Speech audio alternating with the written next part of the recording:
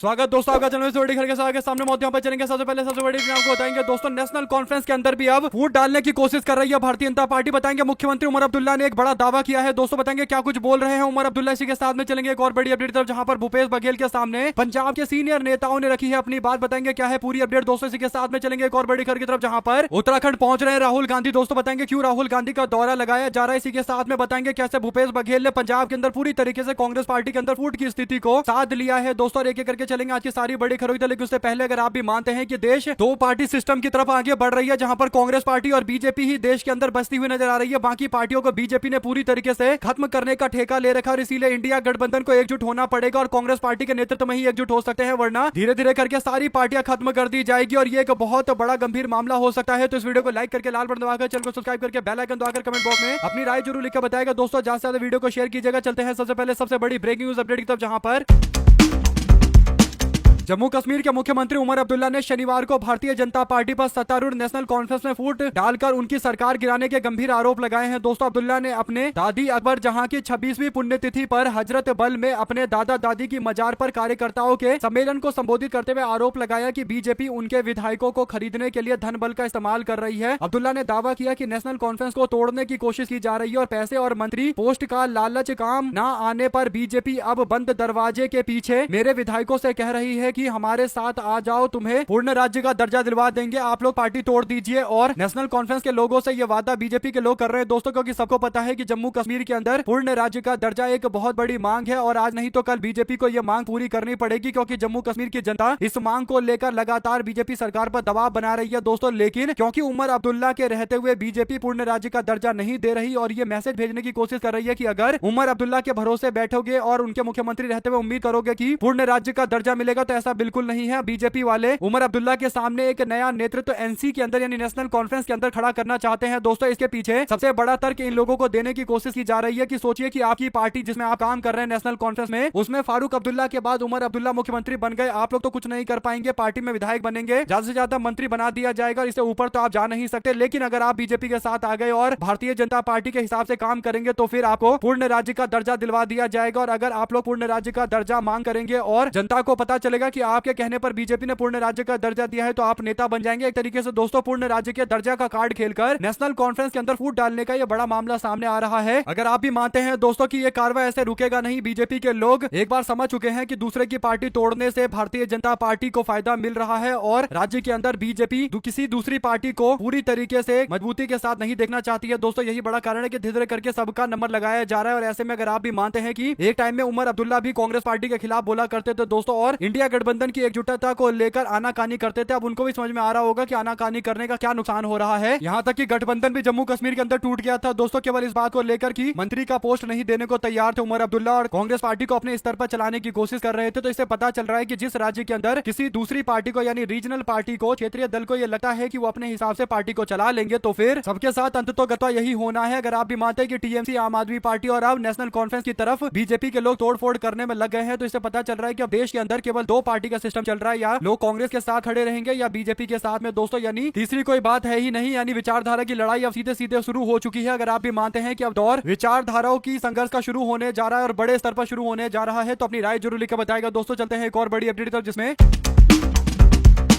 Congress party के पंजाब के प्रभारी भूपेश बघेल ने पंजाब के सीनियर नेताओं के सामने अपनी बात रखी है दोस्तों। सभी का एक नुकता था कि हमें कॉम्प्रोमाइज लीडर नहीं चाहिए, फैसले का रिव्यू होना चाहिए। मीटिंग में भगवत मान के दबाव में राजा बडिंग के द्वारा सिद्धू मूसेवाला के अंतिम संस्कार की बात उठाई गई दोस्तों। उनके पिता भी इस दौरान मौजूद थे। उनके पिता आजकल चरणजीत सिंह चन्नी के साथ में नजर आते हैं और उन्होंने राजा बडिंग के साथ अपनी नजदीकियों को कम इसलिए किया क्योंकि उनकी मिली भगत बताई जा रही है भगवंत मान के साथ में। ऐसे में मनदीप पुनिया ने जो जानकारी दी है दोस्तों, पत्रकार ने जानकारी दी है, वो बताते हैं कि मीटिंग में बड़े बड़े वरिष्ठ नेता मौजूद थे, जिसमें प्रताप सिंह बाजवा, सुखजिंदर सिंह रंधावा, राणा गुरजीत सिंह, सिद्धू मूसेवाला के पिता प्रगट सिंह, गुरकीरत कोटली और चरणजीत चन्नी के साथ साथ मोहम्मद सिद्दीकी और जशन चहल के साथ साथ अरुणा चौधरी और बरिंदर पहाड़ा के साथ साथ संगत गिलजिया भी मौजूद थे दोस्तों। और हिंदू नेता भरत भूषण आंसू ने अपनी बात रखने से मना कर दिया। भूपेश बघेल ने नर्म स्वर में कहा कि वे सीनियर लीडर्स की बात हाईकमान तक पहुंचा देंगे। पंजाब को जाने खामा खा के कमेंट करने वाले दिल्ली के पत्रकार को थोड़ा सब्र रखना चाहिए, यानी ये मांग की गई है दोस्तों, क्योंकि पूरी तरीके से कांग्रेस पार्टी एकजुट दिखाई दे रही है। जब सारे नेता एक साथ बैठकर चर्चा कर रहे हैं और अपनी अपनी बातें पार्टी आला कमान तक पहुंचा दे रहे हैं, तो फूट कहां है? सवाल सबसे बड़ा ये है जब चरणजीत सिंह चन्नी कह रहे हैं कि वो पूरी तरीके से मजबूती के साथ कांग्रेस पार्टी के साथ खड़े हैं और पार्टी आला कमान की सारी बात मानेंगे। प्रियंका गांधी ने फोन पर इनसे बात की है और राहुल गांधी को अपना नेता डंके की चोट पर चरणजीत सिंह चन्नी बोल रहे हैं। और वैसे भी चरणजीत सिंह चन्नी सबसे फूल नेताओं में यानी बेवकूफ नेताओं में होंगे दोस्तों अगर वो कांग्रेस पार्टी छोड़ देते हैं तो, क्योंकि कांग्रेस पार्टी ने ही इनको मुख्यमंत्री बनाया और कांग्रेस पार्टी में ही इनका भविष्य है। इनको पता है कि दूसरी पार्टी में तो कोई भविष्य नहीं है, तो फिर फायदा नहीं है दूसरी पार्टी में जाने का। तो चन्नी को कांग्रेस पार्टी में रहने का फायदा है, ये बात चन्नी को भी पता है, सबको पता है। आप लोग इस पर अपनी राय जरूर लेकर बताएगा। साथ साथ चलते हैं एक और बड़ी अपडेट की तरफ दोस्तों, जहां पर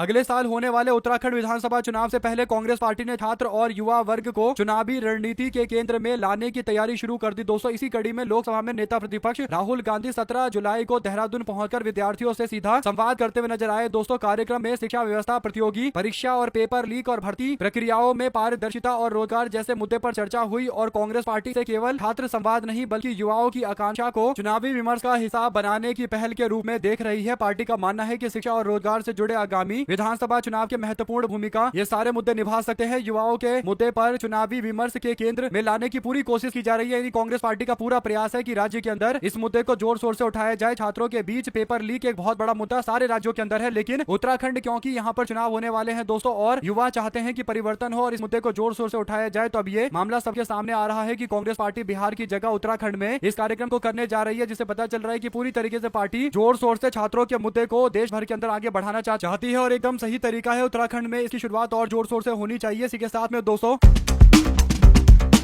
मध्य प्रदेश के दतिया के अंदर जो हुआ दोस्तों वो कोई छोटी मोटी घटना नहीं है, एक बहुत बड़ी घटना है। यानी मोदी और शाह के खिलाफ बगावती सुर अपनाने का एक ऐसा बड़ा मामला है जिस पर कोई भी बड़े से बड़ा एक्सपर्ट कह सकता है कि मोदी और शाह को लेकर अब बीजेपी के अंदर जो एक गुस्सा है वो प्रकट होना शुरू हो गया है दोस्तों। दतिया विधानसभा में होने वाले उपचुनाव को लेकर नरोत्तम मिश्रा जो बीजेपी के नंबर 2 नेता हुआ करते थे, उनको नंबर 2 नेता के पोस्ट से तो हटाया ही गया, यानी गृह मंत्री के पोस्ट से तो हटाया ही गया। लेकिन बड़ी बात यह है कि गृह मंत्री के पोस्ट से हटाने के बाद अब इनको दतिया विधानसभा वो भी उपचुनाव के अंदर टिकट नहीं दिया गया दोस्तों, यानी बीजेपी ने पूरी तरीके से साइडलाइन कर दिया है। इसके पीछे सबसे बड़ा कारण है कि मोदी और शाह इनसे नाराज चल रहे थे। ऐसे में नरोत्तम मिश्रा ने अपने पार्टी के कार्यकर्ताओं से अपील की कि वो पार्टी को समर्थन करे और पार्टी की बातों को माने, पार्टी के प्लेटफॉर्म पर अपनी बातों को करे। लेकिन 3000 से ज्यादा प्रदर्शनकारियों ने नेशनल हाईवे 44 को ब्लॉक कर दिया दोस्तों। पुलिस ने सड़क को खाली कराने की कोशिश की, प्रदर्शनकारियों ने पथराव कर दिया और हालात बिगड़ गए। यानी बीजेपी के नेता नरोत्तम मिश्रा को बिना बताए इनके समर्थकों ने जोरदार तरीके का बवाल किया। ऐसा मीडिया में दावा किया जा सकता है या करवाया जा सकता है, लेकिन ये विश्वास करने वाली बात नहीं है। जरूर इसके पीछे कुछ ना कुछ बड़ी तैयारी पहले से हो रखी है और नरोत्तम मिश्रा उसी दिन आकर अगर बोल देते तो उनके समर्थक चुप हो जाते दोस्तों। लेकिन 10 तारीख को ऐलान किया जाता है, 10 तारीख को जमकर बवाल करने दिया जाता है, सुबह तक बवाल होता है। उसके बाद अगले दिन 11 तारीख को बीते दिन आते हैं नरोत्तम मिश्रा मीडिया के सामने और कहते हैं कि मेरे समर्थकों को इस तरीके का बवाल नहीं करना चाहिए, उनको पार्टी प्लेटफॉर्म पर अपनी बात रखनी चाहिए। यानी अब आकर चिकनी चुपड़ी बातें करने लगे हैं, क्योंकि इनको पता है कि मामला इनके हाथ से निकल चुका है। या फिर यूं कहिए दोस्तों की कुछ चीजें बताई नहीं जाती, लेकिन पता होता है कि करवा कौन रहा है। आप लोग इस पर अपनी राय जरूर लेकर बताएगा। साथ साथ चलते हैं एक और बड़ी अपडेट जिसमें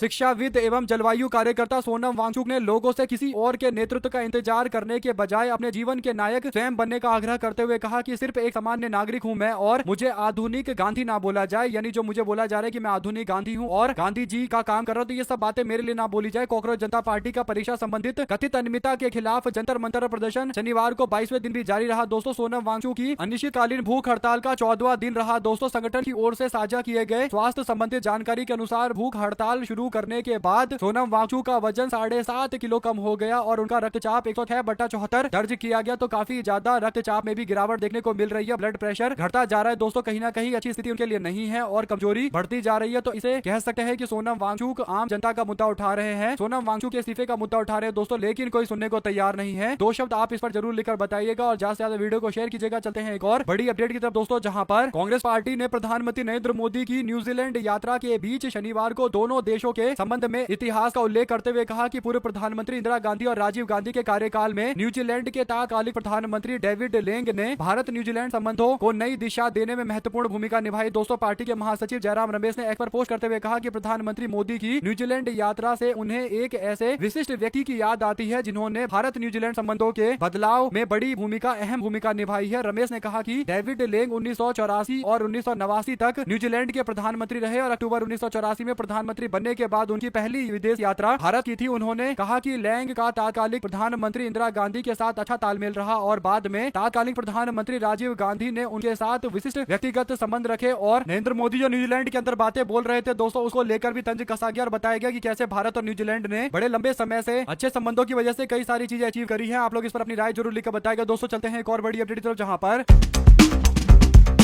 नरेंद्र मोदी के मफलर को लेकर चर्चाएं काफी ज्यादा चल रही है। दोस्तों आपको बता दें कि न्यूजीलैंड के अंदर प्रधानमंत्री नरेंद्र मोदी भारतीय समुदाय के लोग यानी इंडियन डायस्पोरा को संबोधित करते हुए नरेंद्र मोदी कहते हैं कि मैं न्यूजीलैंड 30 साल पहले आया था और तब मुझे एक व्यक्ति ने 3 चीज दी थी, जिसमें वो कैप का जिक्र करते हैं, टोपी का जिक्र करते हैं, मफलर का जिक्र करते हैं दोस्तों, और कहते हैं कि हाथ का ग्लव भी दिया था। और इसके बाद नरेंद्र मोदी कहते हैं कि 30 साल बाद मैं वही मफलर पहनकर आया हूँ, यानी मफलर की बातें कर रहे हैं नरेंद्र मोदी। दोस्तों बड़ी बात यह है कि मफलर 30 साल के बाद भी प्रधानमंत्री के पास है और प्रधानमंत्री लेकर न्यूजीलैंड गए हैं और बता भी रहे हैं। ऐसे में कई सारे लोगों की इस पर अलग तरीके की राय है दोस्तों। कई लोग कहते हैं कि भाई साहब ये कुछ ज्यादा नहीं हो गया। कई लोगों ने मजाक उड़ाते हुए कहा कि इनका न्यूजीलैंड से भी 30 साल पुराना संबंध निकल गया, रिश्ता निकल गया। और इसके बाद आगे लोग कहते हैं कि अब इसका क्या है, चांदनी चौक से उठा लो और कह दो कि रविन्द्रनाथ टैगोर ने मेरे को दिया था। कुछ लोग कह रहे हैं कि केजरीवाल जी भी ये कह सकते हैं कि मेरा मफलर था वो 30 साल पहले खो गया था। तो सही तरीके से लोग मजाक उड़ा रहे हैं दोस्तों, यानी ऐसी ऐसी बातें करते हैं प्रधानमंत्री की अब लोगों के गले उतरती नहीं है और लोग फिर इसके बाद जमकर निशाना साधते हैं दोस्तों। और बड़ी बात यह है कि बीजेपी वाले ये मानने को तैयार नहीं है कि देश के अंदर प्रधानमंत्री के भाषण के कारण आम जनता इतनी ज्यादा परेशान है कि वो सुनने तक को तैयार नहीं है कि प्रधानमंत्री क्या बोल रहे हैं, क्योंकि इतनी बड़ी बड़ी बातें कर देते हैं कि फिर लोगों की ये प्रतिक्रियाएं सामने आती है। इस पर आप लोग की जो भी राय हो लिखकर जरूर बताएगा। दोस्तों चलते हैं एक और बड़ी अपडेट की तरफ, जहां पर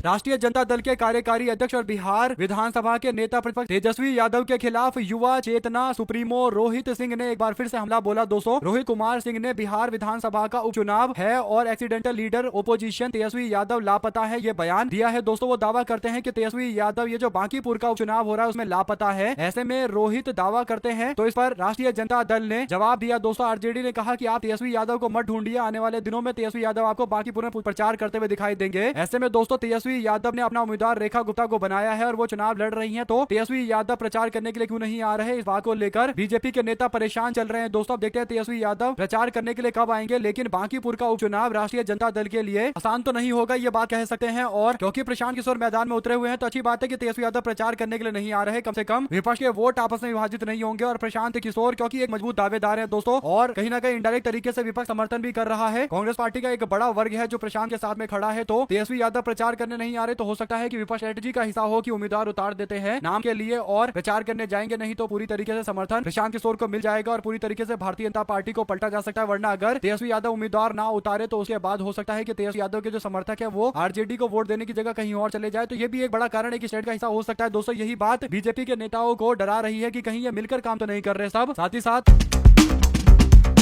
महाराष्ट्र की राजनीति में कुछ ना कुछ लगातार होता चला जा रहा है। दोस्तों राजनीतिक पार्टियों का टूटना लगातार जारी है और नई पार्टियों का मिलना भी लगातार जारी है। शिवसेना 2 बार टूट गई, एनसीपी 1 बार टूट चुकी है और अब वहां पर एक बार फिर जुड़ने की बात हो रही है। इस बार चर्चा इस बात को लेकर हो रही है कि शरद पवार वाली एनसीपी का क्या होगा, क्योंकि जब से उद्धव ठाकरे वाली शिवसेना दोबारा टूटी है ये चर्चा जोरों पर है। इस बीच ये भी कहा गया कि शरद पवार एनसीपी और इंडिया गठबंधन के बीच विकल्प तलाश रहे हैं। शरद पवार महाराष्ट्र के उप मुख्यमंत्री एकनाथ शिंदे से मिलने के लिए विधानसभा चले गए तो इस पर चर्चा चल रही थी। इसके बाद एनसीपी की नेत्री सुप्रिया सुले कहती हैं कि ऐसा कुछ नहीं है, हम लोग इंडिया गठबंधन के साथ मजबूती से खड़े हैं। तो अलग अलग तरीके की चर्चाएं चल रही है, लेकिन कंफ्यूजन की स्थिति तो है, इसमें कहीं दो राय नहीं है दोस्तों। एनसीपी व्यापक स्तर पर कहीं ना कहीं कुछ बड़े फैसले लेने की कोशिश जरूर कर रही है, ये तो कहा जा सकता है। अब देखते हैं आगे क्या कुछ होता है, क्योंकि एनसीपी के नेता शरद पवार किसानों को लेकर तारीफ कर रहे हैं और उनको माना जाता है कि वो किसानों के नेता है। तो ऐसे में क्या ये तारीफ की जा रही है बीजेपी के किसानों का कर्ज माफी भाजपा कर रही है, जो तथाकथित तौर पर कर रही है दोस्तों, जिसका कोई जमीनी प्रमाण नहीं है। तो क्या वो बातें जानबूझकर कर रहे हैं ताकि बीजेपी को सपोर्ट कर दिया जाए। वैसे भी अब कांग्रेस पार्टी को महाराष्ट्र को लेकर ज्यादा चिंता करनी नहीं चाहिए, क्योंकि जिसको जहां जाना है वो जाओ। असली लड़ाई विचारधारा की कांग्रेस वर्सेस बीजेपी होने जा रही है। डंके की चोट पर जो कांग्रेस के साथ है वो भाजपा के खिलाफ है और जो भाजपा के साथ है वो कांग्रेस के खिलाफ है। ये भी में कुछ अब चल नहीं रहा कि यहाँ पर क्षेत्रीय पार्टी उसका समर्थन करती है, इसका समर्थन नहीं करती है। विचारधारा की आर पार की लड़ाई है। साथ साथ दोस्तों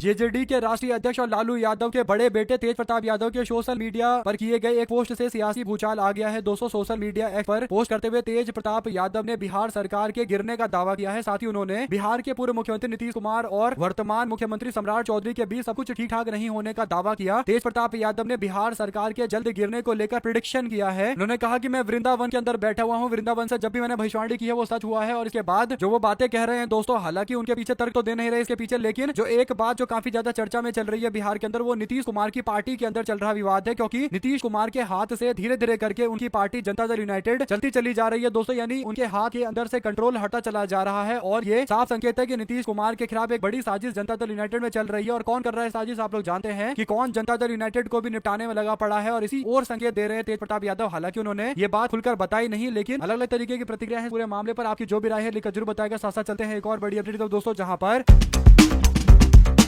राम नगरी अयोध्या के सुप्रसिद्ध हनुमान गढ़ी का नाम जब भी देश की सियासत या सुर्खियों में आता है दोस्तों, तो एक पुराना और बेहद संवेदनशील विवाद फिर से चर्चा में लौट आता है। अक्सर सोशल मीडिया पर यह दावा किया जाता है कि हनुमान गढ़ी मंदिर परिसर में नमाज पढ़ी गई थी। हालांकि इस पूरे मामले की कड़वी सच्चाई, इसका सही संदर्भ समझना बेहद जरूरी है, क्योंकि ये कहानी सिर्फ नमाज के इर्द गिर्द नहीं घूमती, बल्कि शुरुआत दोनों समुदाय के बीच में सांप्रदायिक सौहार्द कायम करने की एक बड़ी कोशिश के तहत हुआ था। 2003 का साल था और रोजा इफ्तार जहाँ जुटे थे हाशिम अंसारी और महंत ज्ञान दास, और दोनों ने मिलकर राम मंदिर और बाबरी मस्जिद को लेकर चल रहे विवाद को लेकर एक मैसेज दिया था अयोध्या की शांति और सर्वमान्य समाधान निकालने के लिए। तो एक तरीके से गेस्टर था दोस्तों, दो समुदायों का आपस में एकजुट हो जाना और कहीं ना कहीं मैसेज भेजना कि आपस में लड़कर कुछ नहीं मिलेगा, देश विभाजित होगा, देश कमजोर होगा। लेकिन इस बात को योगी आदित्यनाथ उठाते हैं दोस्तों, और कार्यक्रमों के अंदर अब यानी चुनावी कार्यक्रम जो उनके शुरू हो चुके हैं उसमें वो कहते हैं कि पहले अयोध्या के अंदर हनुमान गढ़ी में रोजा इफ्तारी चलता था। तो अब योगी आदित्यनाथ इस बात को जिस तरीके से बोल रहे हैं उसे अलग तरीके से लोग ले रहे हैं, लेकिन हकीकत यह है कि एक सांप्रदायिक सौहार्द के तौर पर किया गया था। इसे लेकर जो पहले मानसिकता थी वो पॉजिटिव सही थी एकदम, लेकिन अब जो बताया जा रहा है उसे एक नेगेटिव तरीके से यानी नकारात्मक तरीके से पेश किया जा रहा है। साथ साथ दोस्तों एक और बड़ी अपडेट चंडीगढ़ से सामने आती है। दरअसल अपडेट यह है कि बीजेपी ने शनिवार को राज्यपाल को ज्ञापन सौंपकर आरोप लगाया कि पंजाब सरकार ने स्थानीय निकाय चुनाव और इसके बाद जो नगर निगम और नगर परिषद के मेयर और अध्यक्ष के चुनाव हुए उसमें लोकतंत्र को कमजोर किया, क्योंकि कई जगह पर हस्तक्षेप का मामला सामने आया दोस्तों, क्योंकि प्रशासन के द्वारा सरकारी तंत्र का दुरुपयोग किया गया। बल्कि राजनीतिक पार्टी आम आदमी पार्टी पर आरोप लगा कि उन्होंने सरकारी तंत्र का दुरुपयोग करके अलग अलग क्षेत्रों के अंदर चुनाव जीता है। नगर निगमों, नगर परिषदों, नगर पंचायतों और कई क्षेत्रों के अंदर सवाल खड़े किए गए दोस्तों। ऐसे में राज्यपाल से मामले पर दखल देने की मांग की गई है और कहा गया है कि तरीका सही नहीं है चुनाव कराने का। भाजपा वाले पहुंचे आम आदमी पार्टी सरकार के खिलाफ शिकायत करने के लिए। देखते हैं इस पर राज्यपाल क्या कोई एक्शन लेते हैं या फिर मामले को जैसे तैसे ठंडे बस्ते में डाल देंगे। जो इस पर आपकी प्रतिक्रिया है दोस्तों लिखकर जरूर बताएगा। साथ साथ चलते हैं और बड़ी खबर की तरफ, जहां पर प्रकाश राज पहुंच गए। कॉकरोच जनता पार्टी के द्वारा जो आंदोलन किया जा रहा है, जो प्रोटेस्ट चल रहा है दोस्तों धर्मेंद्र प्रधान के इस्तीफे के लिए और शिक्षा व्यवस्था में बदलाव को लेकर, तो प्रकाश राज कहते हैं कि बीजेपी ने व्हाट्सएप को एक वेपन बना दिया, यानी सोशल मीडिया प्लेटफॉर्म व्हाट्सएप के माध्यम से भारतीय जनता पार्टी ने एक यूनिवर्सिटी बनाई, व्हाट्सएप यूनिवर्सिटी, और सोशल मीडिया से उस व्हाट्सएप यूनिवर्सिटी का संचालन चलता है। और सोशल मीडिया व्हाट्सएप के बीच में ऐसा लिंक कर दिया कि आम जनता को पता ही नहीं चल रहा है कि देश के अंदर चल क्या रहा है, और आम जनता को पूरी तरीके से व्हाट्सएप यूनिवर्सिटी के इर्द गिर्द घुमा दिया गया है। उन्होंने कहा कि सोनम वांगचुक आंदोलन कर रहे हैं, अनशन कर रहे हैं, हम उनका पूरी तरीके से समर्थन करते हैं, और जिस तरीके से सवाल पूछे जाते हैं तो बीजेपी के लोगों को ये बातें चिढ़ाती हैं, और जरूरी है कि हम लोग सवाल पूछते रहे ताकि ये लोग चिढ़ते रहे। किसी भी तरीके से हम लोगों को हिंसा का सहारा नहीं लेना, हम लोगों का अधिकार है कि हम सवाल पूछे, हम लोग प्यार प्रेम के साथ में सवाल पूछे। सोनम वांगचुक के साथ हम पूरी तरीके से लड़ाई में, सच्चाई की लड़ाई में साथ में खड़े हैं। तो प्रकाश राज ने भी अपना समर्थन दिया। इससे पहले पंजाब के सिंगर काका भी आए थे दोस्तों, उन्होंने भी समर्थन दिया। तो कह सकते हैं कि धीरे धीरे करके लोग मंच पर आ रहे हैं अपने अपने तरीके से इस आंदोलन का समर्थन करने के लिए। और सबको पता है कि जैसे अन्ना आंदोलन भी हुआ था तो वो अचानक तो बड़ा आंदोलन हुआ नहीं था, धीरे धीरे करके मुद्दा तूल पकड़ता गया और उसके बाद 2013 के अंदर जाकर एक बहुत बड़ा आंदोलन हुआ था। साथ साथ